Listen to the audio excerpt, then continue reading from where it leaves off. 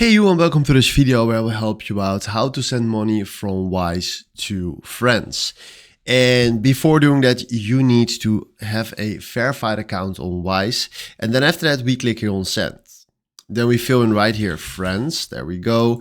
And then we fill in right here how much we want to send. So we do 100 euros. And then what we're going to do is we select right here at recipient. And then we do from here all accounts, but we can also add another one.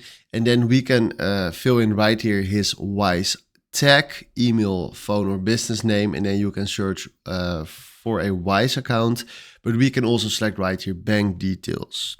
There we do someone else. And then right here, what we're going to do is we fill in right here the full name of the account holder and the IBAN.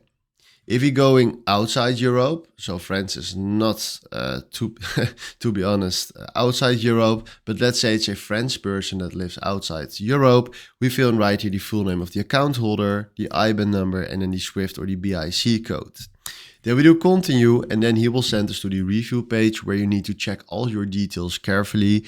And then after that, you do continue, and then you can complete your payment right there to send money to friends.